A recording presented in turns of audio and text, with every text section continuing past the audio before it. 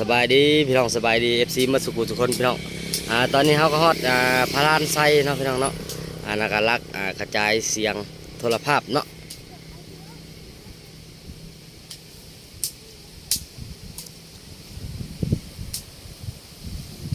ถ้าซีเมนเนาะพี่น้องเนาะถ้าบ่ผิดถ้าผิดพลาดขอโทษขออภัยเนาะลักกระจายเสียงวิทยุบ่ถ้าบ่แม่นก็สิประมาณนี้แหละเนาะพี่น้องเนาะเป็นของการปกครองพระลานไซเนาะตอนอยู่ที่อนุสาวรีย์พระลานไซเนาะเมืองพระลานตอนนี้เขาเดินทางมาฮอดพระลานไปที่เรียบร้อยแล้วพี่น้องแล้วเขาก็สิไปกินข้าวอยู่พุ่นแหละผู้อยู่แถวแคมทางไปเลยเนาะพี่น้องเนาะโอเคเนาะพี่น้องตอนนี้เขาก็สิแวะกินข้าวกลางแดดจอนเพิ่นอยากพิงแดดพี่น้องสบายดีพี่น้องอาหารเท่ากับปลาเท่าบนเตรียมไว้ให้พี่น้องจะเข้าอ่ะเนาะปลาปิ้งพี่น้องความเป็นห่วงลูกแจวโนได้ตัวหนึ่งก็ให้กินข้าวเที่ยงนำกันพี่น้องตอนนี้ก็เป็นเวลาอยู่12 โมงปลายๆเลยเนาะยันสำเร็จเด็กน้อยหิวข้าวพี่น้องเอ้ยพอกินมาน้ำทางก็ต้มขนมบ่ค่อยหิวปานใดดอกแต่จอนเพิ่นอยากแล้วหักสีเอารถเข้าห่มพักห่มนิดนึงเนาะพี่น้องเนาะเราเดินทางมาจากเมืองพีนกับประมาณ8 โมงออกจากพุ่นเนาะตอนนี้เขาใกล้พระลานมาใกล้เติบเลยเนาะพี่น้องใกล้ตลาดพระลานมาเลยก็ใกล้สิฮอดดงเห็ดแล้วแหละพี่น้องมีข้าวมีน้ำเนี่ยพี่น้องรถกระจอดอยู่ห่มส่วนจอนเพิ่นสิกินอยู่แดดเพิ่นหนาวแดดเดี๋ยวพี่น้องมากินน้ำตาลแซ่บไปกระโดดมากระโดดด้วยมองมาแซ่บเหมือนกันพี่น้องไปปีกจังมาพี่น้องมาสบายดีทุกคนสบายดีลูกสบายดีพี่น้องมาแซ่บเหมือนกันพี่น้องกินข้าวต้มอิ่มแหละขอบใจป้าอะไรได้กินเลยขอบใจป้าเลยขอบใจละบะละเศร้ามาพี่น้องมากินแซ่บเหมือนกันขอบกินพี่น้องกินมาผ่าน YouTube ก็ได้เราเป็นขอบใจเตรียมให้พี่น้องทางแก้วพร้อมขอให้สุขภาพเข้มแข็งเนาะพี่นางก็ได้น้ำไม่พอล้างมือเลยโอ้ยเข้าตั้งใจตั้ง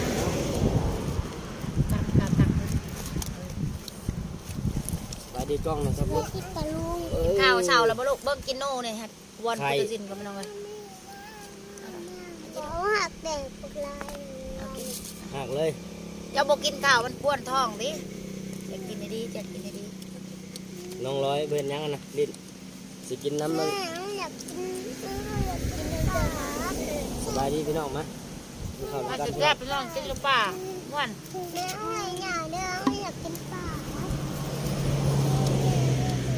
สบายดีนะร้อยไปดีกล้องนะ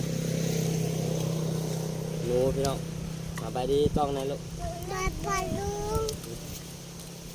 รุ่นหยิบแก้วรุ่นหยิบแก้วนี่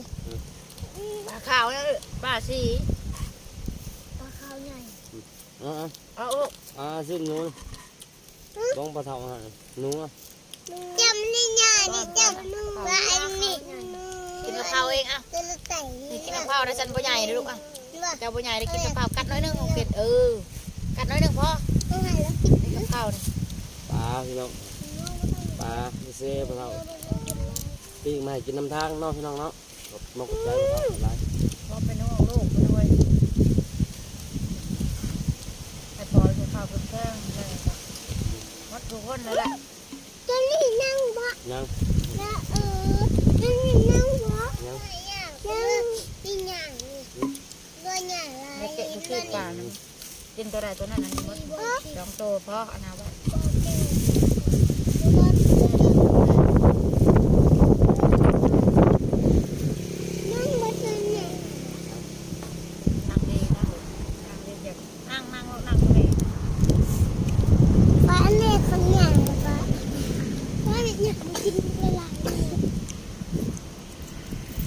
กินมากินเลย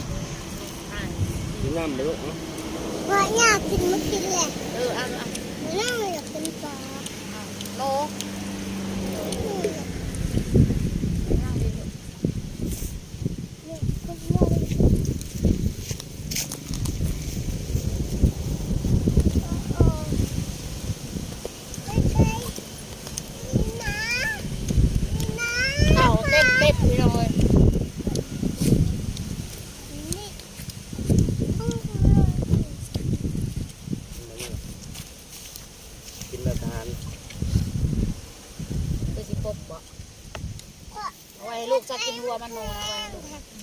ายมึงกระดูก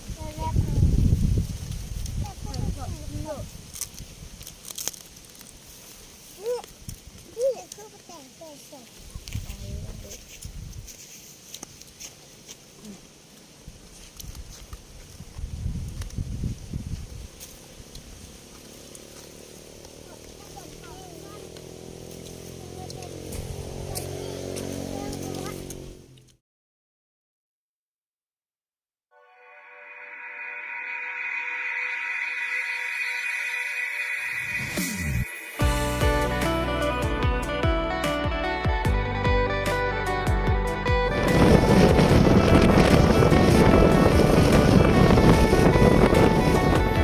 หลังจากกินข้าวแล้วก็สิแวนี่เนาะ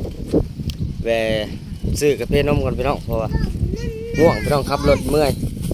ส่วนเด็กๆก็เอาน้ำปั่นเย็นๆนี่กินเข้าไป จอกหนึ่งแห้งเย็นพอแห้งบกล้ากินก็สูแล้ว สองคนต่อจอบแม่เนี่ยบ่กินหยังเลย อดเอา อดเอาเนาะ แม่ ลูกกินก็อิ่มเลย เป็นยัง ไปแล้วก็ป้าแล้วก็ไปนะ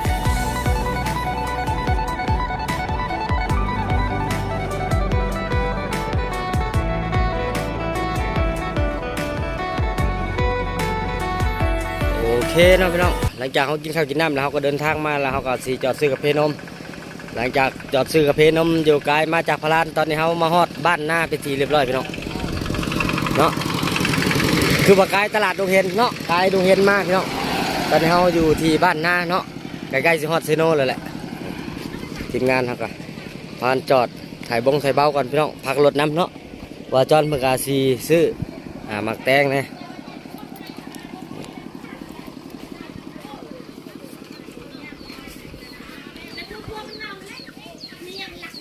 เป็ดไก่กระบุดพี่น้อง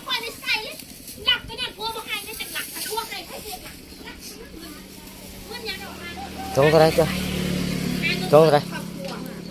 โอ้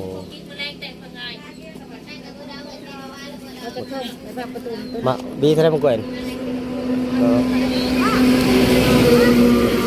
ยาละทำสิแตงขี้ไล่ตัวเนาะเขาหลอกก็ซื้อมาปันกันนั่นแหละไอ้น้องลาย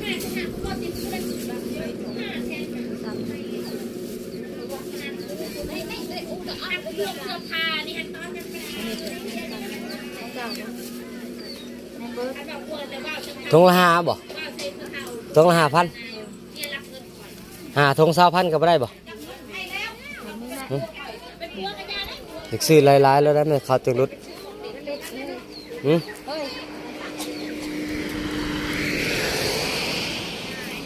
โตเท่าไรเป็ดผูนี่บ่โอ้แสนปลายพี่น้อง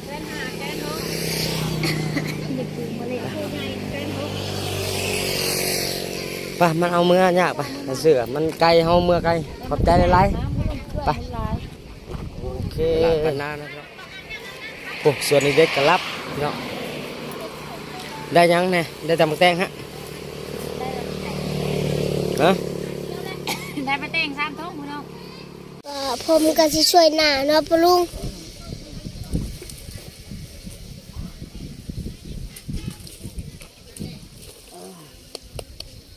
เข้าน้ำก่อนพี่น้อง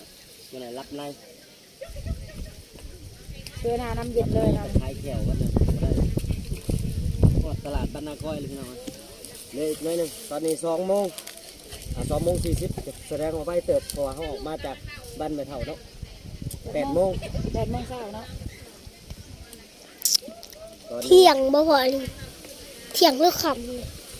โอ้2 โมงปลายแล้วสิค่ำแล้ว โอ้ไกล มาลุ้นน้ำกันว่าสิฮอดแกงกระเป๋าสิฮอดจักโมงพี่น้อง โอเค ตอนเฮาเมื่อน่ะไปเมื่อเฮาตันแม่เฒ่าพอดี6 โมงเนาะเกือบ7 โมง แมน อันนี้ก็สิไว้อยู่ซาเบิ่งสิบ่ค่ำว่าขาลงเฮาสิไว้โตเท่าไรก็เป็นกับกาบมันนี่บ่น่ะ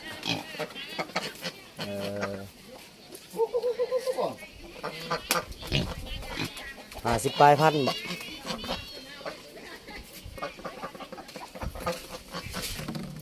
เป็ดผูตัวเท่าไรเป็ดผูแสนปลายเอาไปอยู่ใกล้เนี่ยอยู่แก้งกระเบ้าเนี่ยโอ้โหแล้วบัดตะเก้าเขาจะได้เป็ดตัวนี้ แสนไปอันนะตัวหนึ่ง55บ่ตัวนี้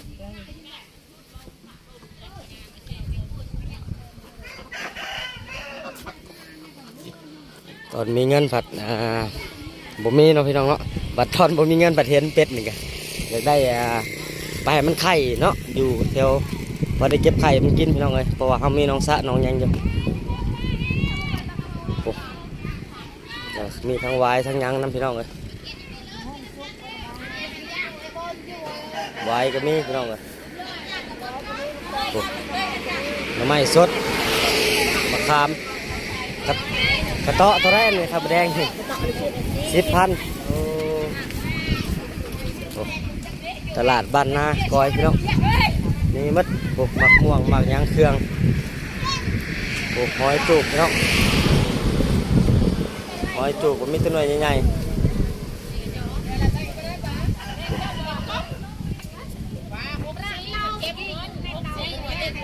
สมมอหมักยางหมัก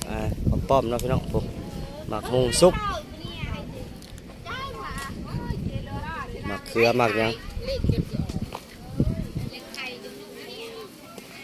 ก็โอเคพี่น้องก็สำนีก่อนพี่น้องก็คือสิเดินทางก่อนมันสิมืดสิค่ำเนาะเพราะว่าผู้ใดเมื่อแกงกระเบ้าผู้ใดเนาะ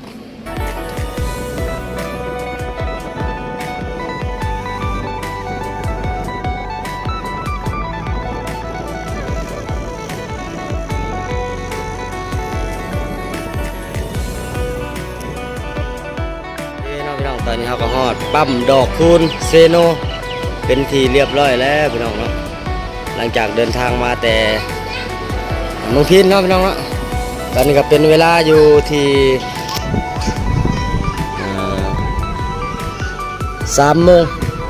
3:35 นาทีเนาะพี่น้องก็แวะเข้าห้องน้ำห้องในก่อนตอนนี้เนาะเครื่องของกับมาลุงตุ้งนั่งพี่น้องแวะซื้อมะกอกมะแตงเนี่ยอยู่บ้านนาตลาดบ้านนาก่อนเนาะพี่น้อง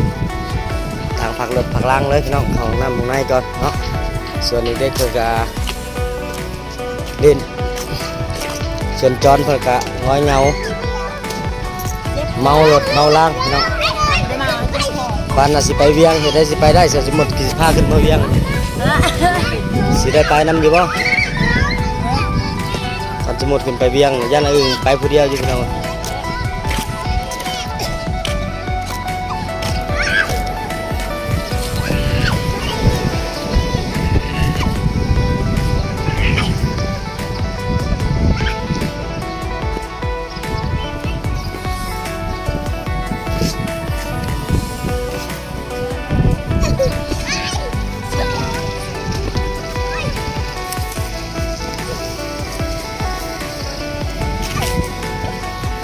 โอเคเนาะพี่น้อง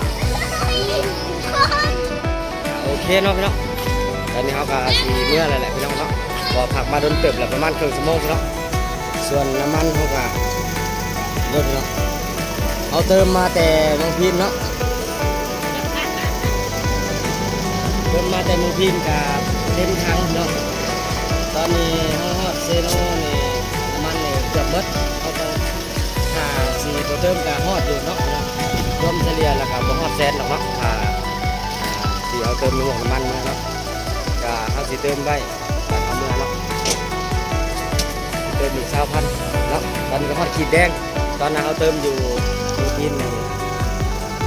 ประมาณ60,000แล้วเอาก็มาฮอดเซโนเนาะโอเคเอาสิไปเติมอีก20,000แล้วเอาสิ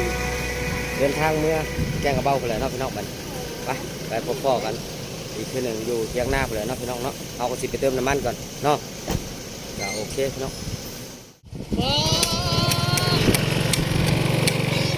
โอเคตอนนี้ก็มาฮอด ยังไก่มือชวน เที่ยงหน้าเป็นที่เรียบร้อยแล้วพี่น้อง รักที่ไหนเรียบร้อยมาไงขึ้นแน่แต่เงยจะบอกแล้วมันแดงมันเป็นมากหรือเปล่าคุยเลยอันนั้นไม่เขาการเอาไปตีเรือนไปยังอาชีพมือเราโอ้เป็นมากค่ะเกลือเลยแหละกิน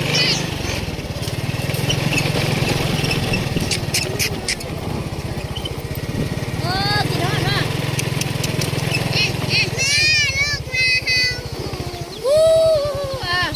อันนี้กระเจี๊ยโอ้